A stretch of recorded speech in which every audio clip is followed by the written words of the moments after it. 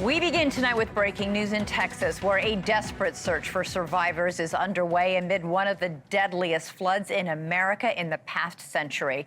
Good evening, everyone. I'm Elizabeth Vargas. At least 104 people are dead and dozens more are still missing after devastating flash floods hit central Texas. Among the dead, 27 young campers and counselors from Camp Mystic, an all-girls Christian camp along the Guadalupe River. At least 10 other young campers are still unaccounted for. I want my world to know the Lord of love has come to me. I want to pass it on. This video shows a group of little girls at that camp evacuating by bus on Friday, singing a song to stay calm as they passed debris and emergency responders. Another video from Texas Congressman Chip Roy posted today shows some of the damage near that camp along the Guadalupe River. According to the National Weather Service, that river rose 30 feet in just 6 hours early Friday morning, peaking at nearly 38 feet, the highest on record. This is a time-lapse video from Friday of a river in Llano County, Texas, about 100 miles northeast of Kerr County. That is how widespread this flooding was. You can see the floodwaters rise and completely flood the area in just 20 minutes. President Trump signed a disaster declaration for Kerr County, the hardest hit by the flooding. The White House says the president is planning to visit the area as soon as Friday. The White House is currently arranging those travel plans. We hope that it will be later this week, likely on Friday, but of course we want to do it at the most appropriate time on the ground for state and local officials. We don't want to interrupt the recovery efforts, but we're planning tentatively for a Friday trip. The region in Texas where this disaster hit is known as Flash Flood Alley. But despite its foreboding name, officials there say they didn't see this coming, even with the warnings that the National Weather Service pushed out. The mayor of Kerrville is one of them. Joe Herring says he didn't know about the flooding until he got a call about it at 5:30 that morning, and by then it was already too late. The mayor made it clear to his community today the road to recovery will be long and arduous. I need to tell my community and those families who are waiting, this will be a rough week. Primary search continues, and we remain hopeful every foot, every mile, every bend of the river. I've said this 100 times, and I will say it again. We need your prayers. We need your prayers. We have team coverage of this disaster tonight. NewsNation's Xavier Walton and Brian Enton are both on the ground in Kerr County, Texas. We begin with Xavier live in Hunt, Texas, just across the river from Camp Mystic. What's the situation there? Elizabeth, it has been an active day here just outside of Camp Mystic. And let me tell you, there's been two things going on. You have cadaver dogs, you've got divers going in the water, the Guadalupe River, and then also overhead, you've got Black Hawk helicopters as well. But this scene is also what we've been watching unfold all day long as we're going to zoom in here. This is Camp Mystic, and all day long we have been watching people take out belongings from inside of the cabins. Here in Texas, it is a bit of a tradition to have a trunk at summer camp. We've been watching these trunks that have been decorated by the campers pulled out. We've even watched some girls come back and collect them and take them home. We're also getting a new video tonight of the Guadalupe River. Take a look at this. This is from Kerr County, the Sheriff's Department, and here's what it looks like after the fact. I mean, this is the scene. This is what everyone, the devastation, the trail of destruction, 5 miles away from where we are overhead. That's what it looks like. This is what search and rescue teams are having to deal with as they're still trying to find families, loved ones. We spoke to somebody from a search and rescue team. Here's what he had to say. Sometimes it just comes up. It just starts to get to you a little. I mean, these are kids, innocent children. I'm sure you've seen the pictures and, you know. You found them. We found them. Some of them. This young boy right here this morning. That's why I'm here right now. You pull them out and you look at it and you can't help but think, I mean, I have kids, you know, can't help think. You know, and if you're a parent, you know what those parents are going to feel. So Don there said in the last couple of days, he's actually recovered and pulled some 7 people, 7 bodies from the Guadalupe River, one being the 14-year-old boy that he was just talking about, and then he also said a little girl, but you could just tell in his eyes he had seen something, and he's an emergency responder, has been doing it for years, but he had seen something that he'd never seen before, and you can hear it in his voice. And I'll tell you what, Elizabeth, you know, when you talk to some of these search teams, they are physically and emotionally exhausted, but they say they're going to continue obviously doing this because it does provide some closure for these families. Yeah, Xavier, that is so tough, and it's worth noting that many of the victims who were in the cabins closest to the river at Camp Mystic, were right across from where you are. They were 7, 8, 9-year-old girls, the very youngest campers at Camp Mystic. So we are talking about missing girls and victims already known in this flood who were, what, first graders, second graders? Xavier Walton, thank you so much. Let's go live now to NewsNation's Brian Enton. He's in Kerrville, Texas, the county seat in the largest city in Kerr County. Brian, there are lots of questions tonight about why people did not get the flash flood emergency warnings. The lieutenant governor of Texas said this afternoon that sirens could have saved lives, but there were none in Kerr County. Yeah, the lieutenant governor is now saying that the state may actually step in and pay for sirens to go into this area. Apparently, we've learned, Elizabeth, that there were sirens at one point. You know, there was a very, very bad flood here in the 80s where people were killed. Sirens were put in at some points along the river, but they may have just been old and not working anymore. The National Weather Service did put out a flash flood warning, an emergency warning, but for whatever reason, the warning didn't make it to all of the people up and down the river that you see behind me. I mean, those little girls, the ones still missing, you mentioned how young they are, Elizabeth. There's still 10 of them missing tonight. There are cadaver dogs out. They work into the night. We've seen these teams. They line up, they go along the river, and they check. You see the video here. They check every little spot, Elizabeth. And they look through the branches, they look in the mud. It's just terrible to watch, but like Xavier said, you hope that it brings some closure to the families. Where I'm standing here in Kerrville, just about 2 houses down, the house is totally gone. All that's left is a concrete slab. And the neighbors were telling me there was a family that lived there, a mom, a dad, a 1-year-old baby, and a 14-year-old boy. Tonight, the mom, the dad, and the baby are all still missing. And the neighbors have all formed a search party. They've also gone out into the river, but the fear is that these people may be 10 or 20 miles downriver now. I mean, that's where they've been finding bodies, because the current has just been so swift, Elizabeth. Right, not just bodies, but also at least one survivor who was swept 20 miles downriver by those floodwaters. I just also want, the officials there, Brian, have been saying, please do not come into this area to just look around or to volunteer to help unless you're part of these efforts. We just heard that apparently a drone, somebody's personal drone crashed into a helicopter. That means one chopper is now down as a result. So it's a chaotic scene down there, but obviously folks are desperate to find their loved ones who are still missing. It is, yeah, and they're telling people to keep their boats out of the water, especially because that's interfering with the search efforts, and the current is still strong. I mean, there's still flash flood warnings in some areas, Elizabeth, here. But you mentioned it. I mean, people don't know what to do with themselves. I mean, they're forming their own search parties. I was just driving through town, and there's just people, I don't know why this really struck me. There were just people on the side of the road, these groups of people with just these cardboard signs that said, pray for Kerrville. Almost the sense that there was nothing else they felt like they could do right now, so they made the signs and are just asking for prayers along the roadway. All right, Brian Enton reporting live from Kerrville. Thank you so much. Joining us now is AccuWeather meteorologist Jeff Cornish. Jeff, great to have you here. You know, I want to talk to you first of all about the National Weather Service did issue several urgent warnings starting shortly after 1 a.m. Friday. When you issue a warning like that in the middle of the night, how are people supposed to get those warnings? What is supposed to happen?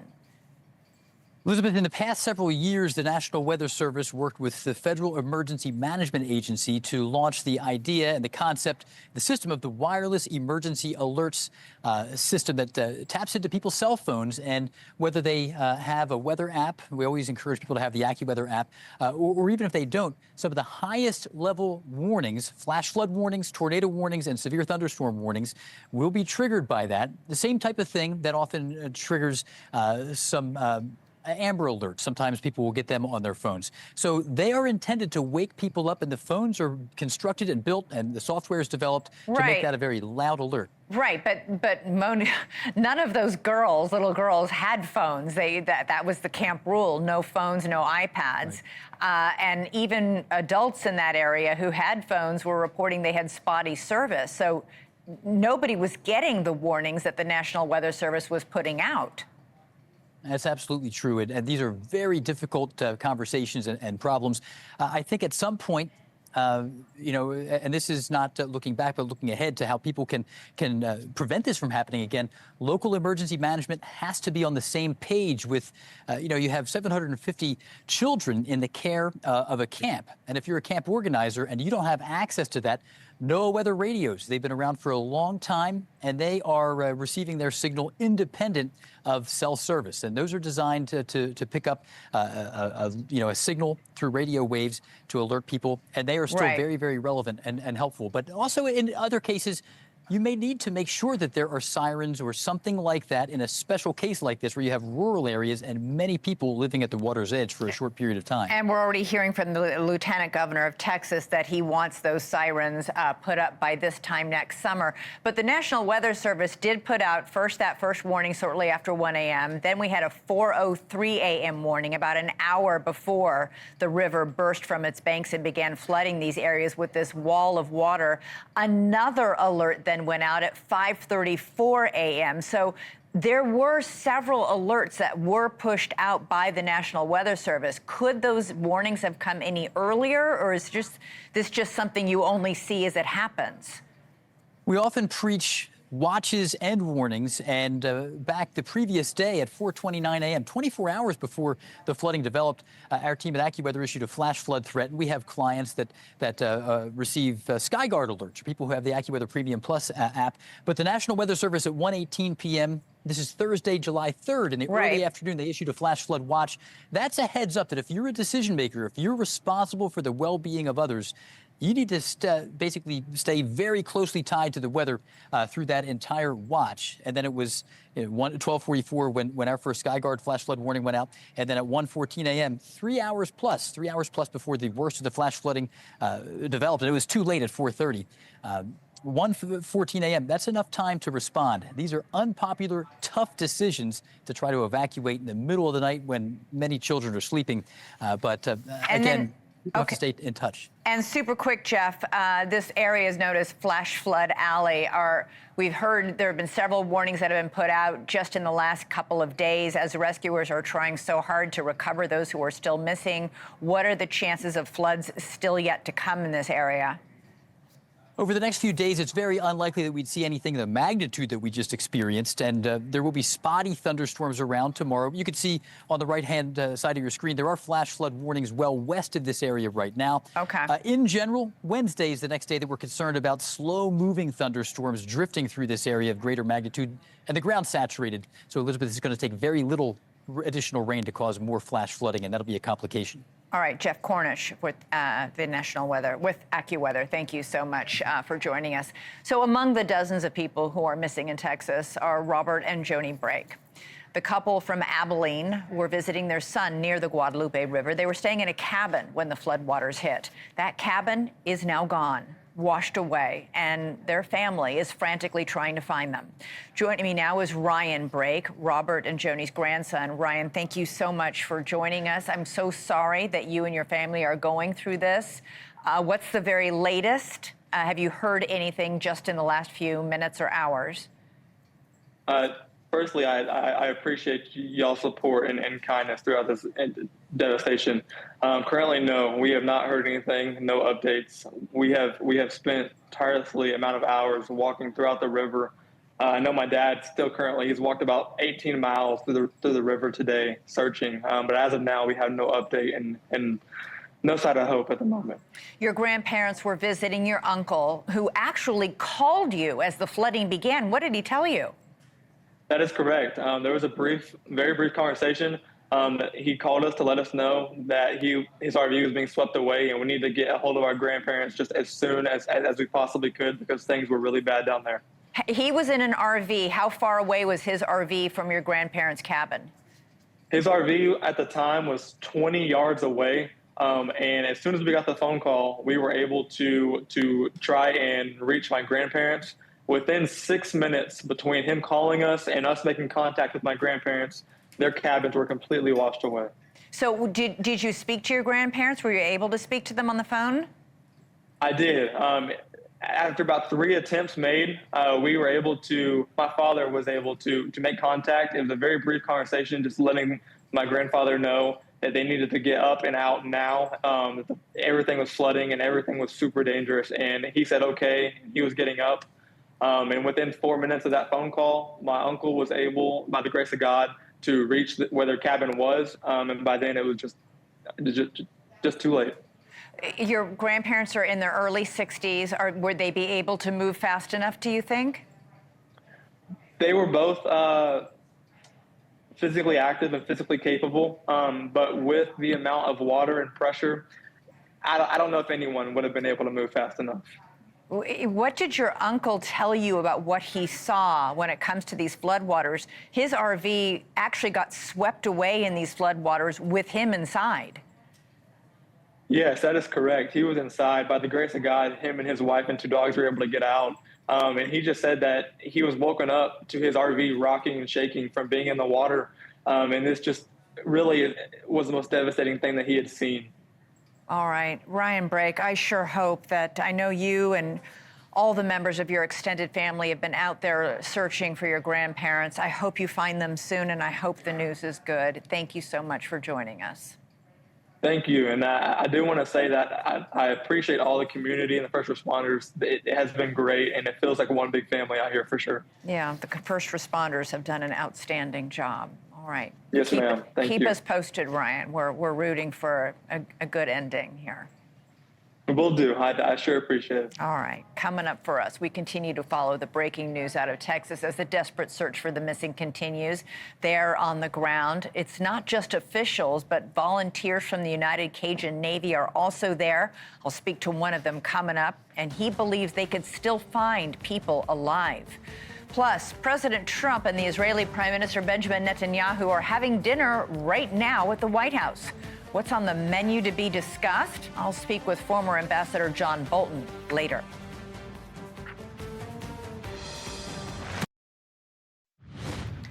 So there are a lot of first responders and volunteers in Hill Country, Texas, braving blistering summer heat and humidity to try and find flood victims who are still unaccounted for. Officials say more than 40 people are missing, but it's likely much higher. We know the chances of survival decrease with each passing hour, but loved ones, including the parents of those 10 little girls from Camp Mystic in Kerr County, are holding out hope. The United Cajun Navy are among the volunteer groups who are searching for flood victims. They deployed helicopters and rescue boats to navigate the dangerous flood waters. Joining us now from the United Cajun Navy is Brian Trasher. Brian, thanks so much for joining us. So how many boats and crews do you have working out there? What kind of resources have you sent? So the first wave we sent on Friday, July 4th, was an airboat team out of San Antonio that has 4 boats. That's from our United Cajun Navy Texas chapter, so they're locals. And when we saw the hard time everybody was having, we saw that it was going to be like an air operation as well. We contacted our partners at Operation Hilo. They started putting helicopters in the air. And then as we could kind of tell that it was going to be a mass casualty event, we deployed our K-9 team out of Jackson County, Mississippi. And so and also Team Dominator Search and Rescue, which is our crew that we send behind the storm chasers that chase tornadoes in case they come across anybody that gets injured. So we have quite a few assets on the ground. Yeah. Yes. What are you hearing about the conditions? Like, what are the conditions like that all these people are dealing with? Well, you know, the videos that you're playing now are ones that I took earlier. So we were over there in it was a quarry in near Center Point where it's near the river, but the river had overtopped the levee and filled up the quarry, and there was an overturned RV that we were trying to dig out. And yesterday, not too far from where that RV was, in the quarry, my K9 team had 2 hits and recoveries, and they've had a total of 11 since they got there. Oh, wow. This is really, we showed at the top of our show one first responder who was in tears, had just found a 14-year-old boy, had found about 9 other people total. This is really sensitive because in so many of these cases, we're looking for little kids. And that's what makes it tough, because everybody that knows knows that that's a possibility that can come across that. And look, it's personal for me. Last year, my daughter was at a camp in North Carolina, and her trip got cut short. And within 36 hours of her departing, heading back to Louisiana, that camp was destroyed. So I know what it's like to have a near miss. Of course, I'm going nothing through like these people are going through here that didn't know where their kids were and may never see them again, but it's tough. Brian Trasher, thank you so much for your work. Really, really appreciate it from all the folks that you have with the Cajun Navy. Really, really appreciate it. All right, we're going to make a quick switch now to the White House. Moments ago, President Trump and the Israeli Prime Minister Benjamin Netanyahu spoke at the White House ahead of their private dinner. Let's listen in.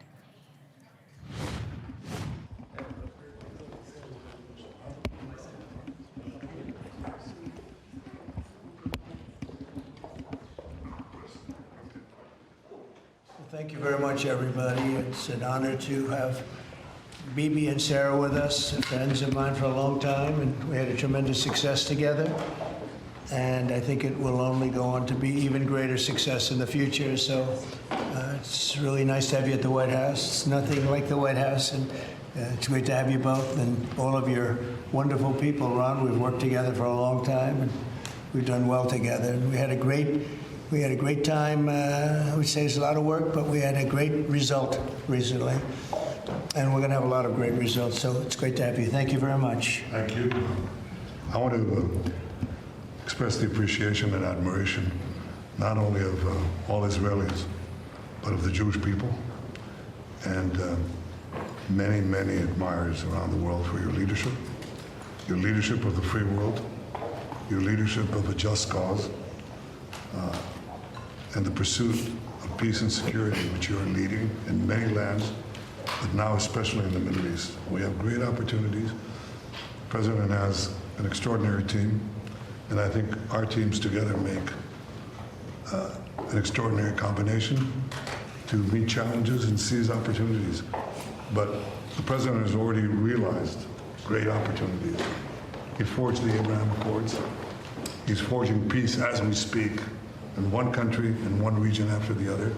So I want to present to you, Mr. President, the letter I sent to the Nobel Prize Committee. It's nominating you for the Peace Prize, which is well-deserved, and you should get it. Thank you very much. This I didn't know. Wow. Thank you very much. Thank you. Coming from you in particular, this is very meaningful. Thank you very much, Bibi. Thank you. Thank you for everything you're doing. Thank you. It's a great honor. Thank you very much, everybody. Appreciate it. Mr. President, have you spoken with any of the families of the victims of the Texas flood? And can you talk about what you would like to do when you travel there on Friday? Well, we're going to just make it as comfortable as possible for the state of Texas. They have a great governor. They have wonderful senators. They have wonderful representatives, and we're going to work together with them. And we have been working really very hard. This whole table has been working. That was a terrible event. You saw that, baby, where Texas was just absolutely so badly hurt by something that was a big surprise late in the evening. So we'll be working with the governor and all of the people of Texas. We'll be going on Friday. Mr. President, there was a security incident in northern Gaza today, right around the time that the Prime Minister was meeting with Secretary of State. This was the Witkoff. Does that, a number of IDF soldiers reportedly have been injured, possibly killed. Does that in any way put a wrinkle in ceasefire negotiations with Hamas? I don't think so. They want it. They want to meet and they want to have that ceasefire. So I don't think so. Steve, could you respond to this? You know about it? Well, I think it's terribly unfortunate. Terribly unfortunate. We were just talking about it, how tragic it is, but we have an opportunity to finally get a peace deal, Mr. Prime Minister, as we discussed, and I'm hopeful for it very quickly. Mr. President, are the tariff letters that you sent today final offers, or are they negotiable? More or less final offer. So South Korea, Japan should take it or leave it? We're always subject to negotiate something that's fair, but we've talked to most of the countries, and pretty much they've had their way for many, many decades, as you know. And it was time that we just wanted fairness. This is not really equitable from our standpoint because it's just a small token by comparison to the damage that's been done over the years. But we had no other president that was willing to do this. I did it in my first term with China and others. We took in hundreds of billions of dollars of tariffs. No inflation, the most successful period of time that we've ever had financially in the country. The first term. I think this term is going to be much better, even much better than that. That was the best ever, and this is going to be, I think, substantially better. And we're on the way to doing that. We've already taken in over $100 billion worth of tariffs, and we haven't even started. And all I say to the other countries is, you know, some of them wanted to make a deal and want to be fair. Others perhaps got a little bit spoiled. They were a little bit spoiled because for 30, 40 years, 50 years, they were taking advantage of the country. So we're going to, I would say final, but if they call with a different offer and if I like it, we'll do it. And the August 1 deadline, I mean, is the August 1 deadline firm now?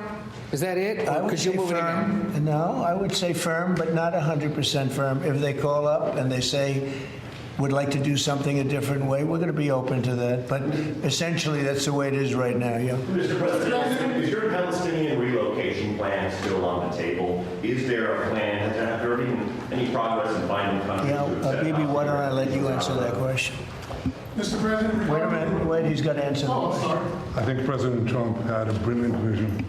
It's called free choice. You know, if people want to stay, they can stay. But if they want to leave, they should be able to leave. It shouldn't be a prison. It should be an open place and give people a free choice. We're working with the United States very closely about finding countries that will seek to realize what they always say, that they want to give the Palestinians a better future. And those who, and I think we're getting close to finding several countries, and I think this will give, again, the freedom to choose. Palestinians should have it. And I hope that we can secure it close by. And we've had great cooperation from surrounding Israel, surrounding countries, great cooperation from every single one of them. So something good will happen. Brian, did you have something? Mr. President, you've mentioned before you want to go down as your legacy as the peacemaker. Are we in the last chapter of closing out peace amongst this conflict now and all the other ones that you're working on? Well, I hope so. Look, we did a job with India and Pakistan and Serbia, Kosovo, and Rwanda, and the Congo, and this was all over the last 3 weeks or so, Marco, right? We did, and others that were ready to fight, and we stopped a lot of fights. I think a very big one, frankly, a very, very big one was India and Pakistan, and we stopped that over trade. We're dealing with India and we're dealing with Pakistan, and we say we're not going to be dealing with you at all if you're going to fight. And they were maybe at a nuclear stage. They're both, you know, nuclear powers. And I think stopping that was very important. We're trying to help out with a Biden-created monster, this whole thing that's happening with Russia and Ukraine. It's a horrible thing, and I'm not happy with President Putin at all. But this is something that would have never happened if I were president. This was a war that was never going to happen. Go ahead, Brian. I was just going to say, how would you address your critics that in the election they said that you would cause the next World War III, when in fact you're solving all the problems? I'm stopping wars. I'm stopping wars. And I hate to see people killed. Like, as an example, Ukraine and Russia, they're not Americans there being killed. They're not Israelis that are being killed. These are all Russians and all Ukrainians. And but it's 5,000, maybe 7,000 last week, 7,500 last week, mostly soldiers. But people in towns and cities that are getting hit, but mostly death is mostly soldiers. Now, so they don't come from here, but it's 7,000 last week souls. And if I can stop that, you know, they have parents and they have sisters and brothers and getting married and who knows, they're just people, but they're souls. And if I can stop a war, you know, because I have an ability to do so, I'm disappointed, frankly, that President Putin hasn't stopped. I'm not happy about it either. Mr. President, on the Iran talks, can you say if you've scheduled the next round of Iran talks, and then also on strikes? We have scheduled Iran talks, and they want to talk. Yeah. They took a big drubbing, I think, when we hit the 3 sites, really. I would say the 3 sites, not just the one. The one was a big one, and it was deep in granite, and it was obliterated. It turned out the Atomic Energy Commission said it is obliterated.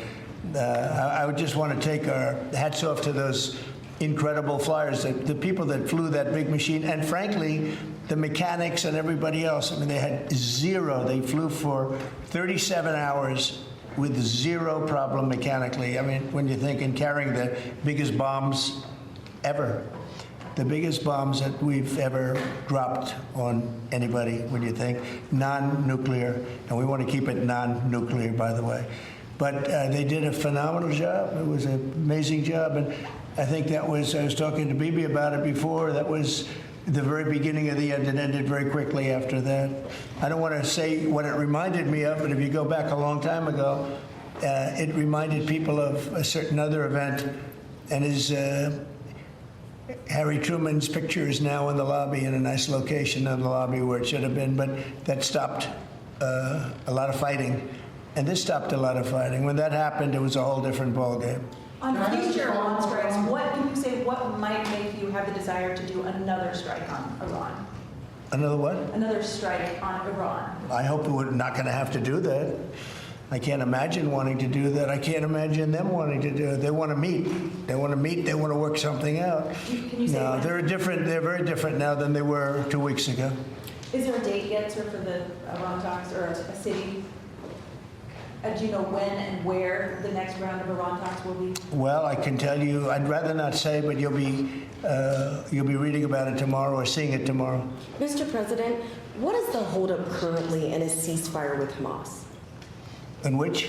In the ceasefire between Israel and Hamas, what's currently the holdup? I don't think there is a holdup. Well, I don't think there's a holdup. Do you think that you're going to? I think things are going along very well. They just, left each other, and it was not a pleasant period of a few days. It was a little longer than a few days, but this was not a pleasant period of time. And we were at the end, 14 missiles were shot. And every single missile was shot out of the air. It was pretty amazing. That was sort of the end. And they told us they were coming and where they were and what time they were coming. And they said, if you'd like to have a different time, we'll do that. And that's respect when they do that. I appreciated that they did that. There was no surprise. We got the soldiers out of the base in Qatar, in this case. But they knew they were coming. 14 missiles were coming. 1 o'clock, they said, would you like to make it later? I said, no, let them come at 1 o'clock. And at 1 o'clock, everybody was, as you know, over 5,000 people left the base. And we had 3 gunners and 3 assistants. And out of the 14 that were shot, all 14 were knocked down. And that was the end. That was about it. And we had a rough time. But sometimes, sometimes you need the rough time in order to get. I think things are going to be really settled down a lot in the Middle East. And they respect us, and they respect Israel. They respect a lot of things that took place. Nobody's ever seen equipment like what we sent over to knock out those sites. But when those sites were knocked out, it essentially, that was the end. Do you think that there can be a 2-state solution that creates an independent? I don't know. I'd ask Bibi that question. You have the greatest man in the world to answer that age-old question, 2-state. Go ahead. You give him your honest answer. I think Palestinians should have all the powers to govern themselves, but none of the powers to threaten us.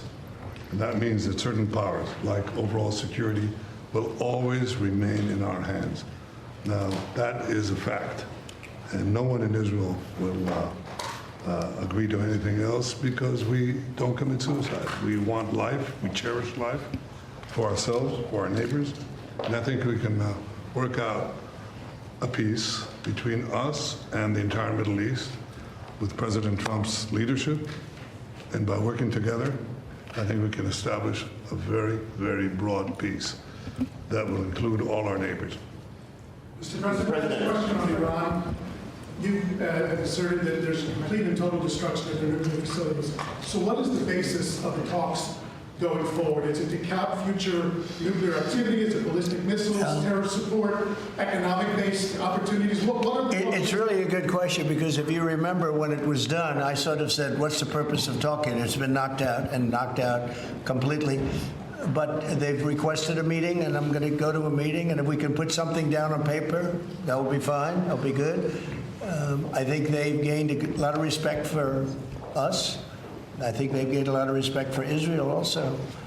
But they would like to meet, and we're going to have a meeting. Steve, when is that meeting going to be? Do you want to say? Rather, very quickly, in the next week or so. So we'll see what happens. I think it would be nice to memorialize it, put it down, but because of the incredible result of that attack, if you want to call it an attack, I didn't think it was necessary to have it in writing. I think we spoke. I mean, that speaks much louder than writing. But I can also understand why they'd want it. And they've been very nice. They've been very respectful. And it began by them telling us about 14 they had to do. You know what 14 represents, right? Do you know what 14 represents? Right? You know that, right? The number of bombs dropped. So it was, representative. We got them all.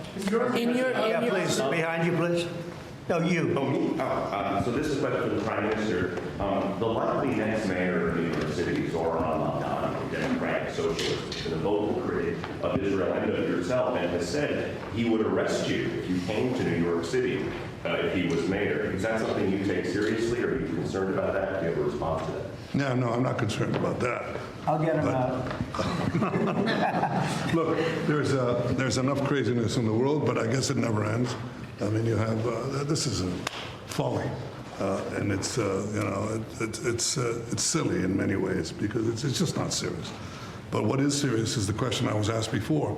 After October 7th, people said the Palestinians had a state, Hamas state in Gaza, and look what they did with it.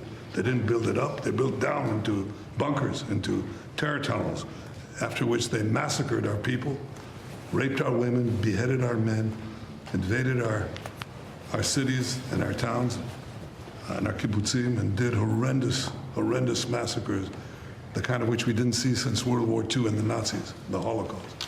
So people aren't likely to say, let's just give them another state, it'll be a platform to destroying Israel.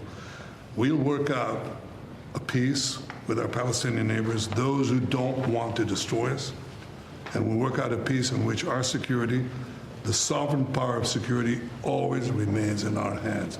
Now, people will say it's not a complete state, it's not a state, it's not that. We don't care. We vowed never again is now. It's not going to happen again. So we'll see you in New York next year? Oh, well, look, I'm going to come there with the President Trump, and we'll see how do you know who the mayor will be? I don't know that. Do we know that? He's going to be very fine, and who knows? We don't know who the mayor is going to be yet. But this is a communist. He's not a socialist. He's a communist. And he said some really bad things about Jewish people, and he said some really bad things about a lot of people. And I think he's going through a little bit of a honeymoon right now, but he might make it. But, it all comes through the White House. He needs the money through the White House. He needs a lot. He's going to behave. He'll behave. He better behave. Otherwise, he's going to have big problems. But it's a philosophy that this country is not ready for, and it never will be. By the way, we have a man with us who thought this was going to be a very glamorous, easy job. He's the ambassador to Israel, Mike Huckabee, former governor, former everything. I'd say he's a former everything, and respected and loved by everybody. And he loves Israel. He loves the state of Israel, and nobody loves it much more And he's not Jewish, and he loves Israel. And he wanted to be there. I said, you know, Mike, it could be dangerous. No. Well, at least I was right about that. He was in every bunker you could be in. He was running around from bunker to bunker, but he's still with us, fortunately, and he's done a great job. Would you say a few words, Mike? Just want to say what an honor it is to serve you, Mr. President, and to see a historic horizon that we're looking at in the Middle East. And when the President made his trip to the Middle East, and then he really reached out to the new Syrian government, knowing they needed a partner and knowing that they could pick the wrong partner. And what the President did, which took us all off guard, but the strategic move in that has set up something that is absolutely historic. And Mr. President, I don't even think you fully comprehend the impact that you're having on the region in a way that is so remarkable. And it was your leadership, your foresight, you did that. When the B-2s went in, the celebration, the sense of partnership that you gave with the Israeli people was so dramatic. But the message was bigger than to Israel. It was a message to the world. America's friends can trust us, but America's foes had better fear us. And that is a message that the President sent to everyone on the planet. And it is a message that will resonate toward a matter of peace, the likes of which I don't think we've ever seen. So thank you. Great job you're doing, too. Thank you. They love you over there. They respect him and they love him. Mr. President. You know, it's very, very interesting. We had the pilots here yesterday, as you know, and they were incredible. And we also had the mechanics. We had a lot of people here that had to do, a lot of people, I think about 170 people that had to do with that incredible journey. A journey that could have been horrible. You remember what happened with Jimmy Carter with the helicopters and all of the problems, and ultimately hostages. We had the exact opposite. Everything was perfect. It worked perfectly. But I didn't realize, I was saying to one, is this something that you felt strongly about? Absolutely, sir. I couldn't wait. I said, better than you, really better you than me. But they couldn't wait. He said, sir, we've been practicing for this mission for more than 20 years. From just after 2000, they've been thinking and practicing to go into that area. I guess you probably know that better than anybody, Pete. They've been looking at going in, but they never had a president that would allow them to do it. And perhaps right, perhaps wrong. I don't know if that's true or not, but I didn't realize they were preparing for that journey from just a little bit after 2000, the year 2000. And I was pretty amazed by that. They knew it. They knew every inch of it. And they came back and they said, we got it better than we ever did in practice. But they've been practicing for more than 20 years. Can you imagine? Yeah. On Ukraine, Mr. President, are you planning to send more weapons to Ukraine? We're going to send some more weapons. We have to. They have to be able to defend themselves. They're getting hit very hard now. They're getting hit very hard. We're going to have to send more weapons. Yeah, defensive weapons primarily, but they're getting hit very, very hard. So many people are dying in that mess. Mr. President, the one big beautiful bill now signed into law by you, what would you like congressional Republicans to turn their focus to? All they have to do now is talk about how good it is. The biggest tax cuts ever. No tax on tips, no tax on Social Security, think of it, no tax on overtime. From a business standpoint, the jobs are coming in like we've never seen them before. As soon as that was signed, there were 9 factories that announced that they were building the one-year deductibility, you know, things that from a business standpoint you'd understand, the jobs that are being created. And one of the things that is, and this is also that, but it's also because of the tariffs, a tremendous success. We're taking in hundreds of billions of dollars in tariffs. One of the things that is so exciting is the number of companies and car companies where they're building plants. AI is the big thing. We have over $15 trillion announced already, and it's been, I mean, really, I would say it's been during the last 3 months, but we're here for a short period of time, and some administrations never had anywhere near that number for a whole term, probably for a whole 2 terms. but we're up to over $15 trillion coming into our country. There's never been anything like it anywhere in the world. There's never been an investment like that anywhere in the world. We, look, I told this story, and I just told it to Bibi backstage. I was talking to him, and I said, you know, the King of Saudi Arabia, smart guy, and also we went to Qatar, and we went to UAE. Really 3 strong leaders, smart guys. They all told me the same thing, and then that was reiterated at NATO just recently when we got back, where they agreed to spend $1 trillion a year, by the way, which is about 3 times what they were spending.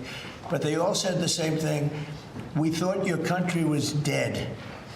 Horrible term, right? We thought the United States of America was dead.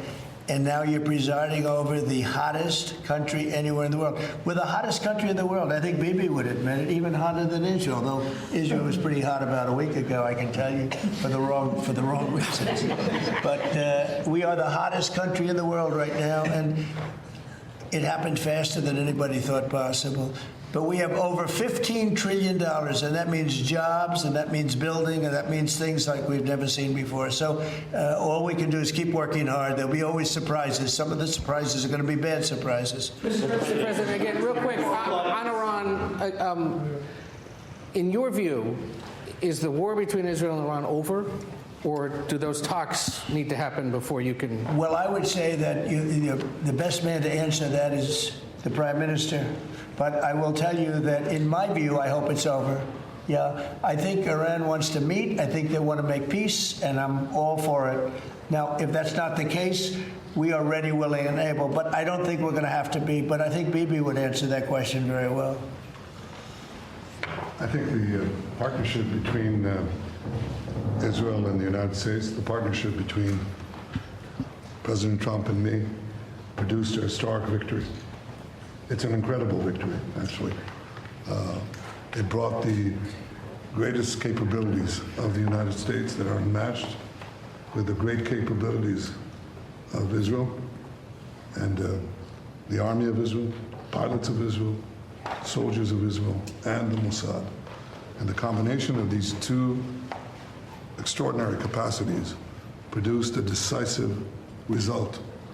It set back the 2 tumors that were threatening the life of Israel, the nuclear tumor and the ballistic missile tumor, because they were planning to build 20,000 of these things and launch it on a country the size of New Jersey. And no country could withstand that. So what do you do when you have 2 things that are going to kill you? You have to remove them. With our combined effort, we did. But when you remove a tumor, doesn't mean that it can't come back. You have to constantly monitor the situation to make sure that there's no attempt to bring it back. So we've had a great achievement, and I think part of the effort of consolidating this and ensuring that we don't have to repeat this is to monitor this carefully. Of course, the President and I are talking about it, our teams are talking about it, but there's no question this is a historic victory, and I think, as was said here today, this has already changed the face of the Middle East. But it's not over in your view. But I think that there is an opportunity here to create a historic expansion of the Abraham Accords, which were themselves an act of history that deserve a Nobel Prize for the President. But I think the opportunities are much bigger, and I hope, I'd like to believe that Iran would not test our fortitude, because it would be a mistake. And do you believe that regime change is still necessary there? Well, I think it's up to the people of Iran. You do. Mr. Prime Minister, speaking on Syria, the Trump administration was fully supportive of the changes in Syria, backing the new regime there. Obviously, your government more cautious from a security standpoint. Are you comfortable with the pace of change, with the security situation vis-a-vis Syria right now? I think there's an opportunity to explore. I think that everyone understands that the situation has changed. Before that, Iran was essentially running Syria, okay, directly through Hezbollah. Hezbollah has been brought to its knees. Iran is out of the picture. So I think this presents opportunities for stability, for security, and eventually for peace. And I think that I think that's been opened up also by the fact that the president has opened up a channel. So they have something, there's a lot to lose by going back to conflict, and there's a lot to gain by moving towards peace. And I think that opportunity has been opened by the president and by the changed security situation which we brought about with the collapse of the Assad regime. Are there direct talks with the Australian government? Now, let's suppose there were. Would I answer yes? No, right? That's my duty to ask. Right? It's your duty to ask, and my duty to ask you back. So, You know, at the request of a lot of countries in the surrounding area of the Middle East, including Bibi, we took the sanctions off Syria, and I met the new leader. I was very impressed by him. Somebody said, well, he comes from a very tough background. I said, well, you know, I'm not that surprised. It's a tough part of the world.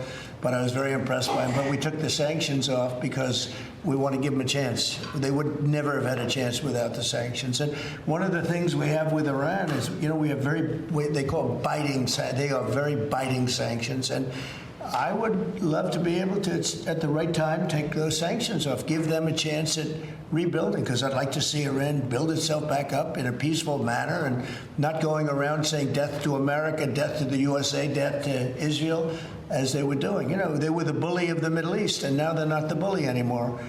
But they were saying terrible things, and would like to see them. They have such potential. You know, they have the oil power, and they have great people, smart people, energetic people, amazing. And I know so many Iranians from New York. I have a lot of friends, and they're great people. So it's a shame when you see a thing like this happen. But I think that taking the sanctions off of Syria is going to give Syria a great shot at making it. Mr. President, on a congressional question. Are there any executive orders that you'd like to see Congress focus on when they come back in session? Do you have any that you prioritize to go first? Well, we've done a lot of them in the last, as you know, and I always say the great, big, beautiful bill. I add the word great.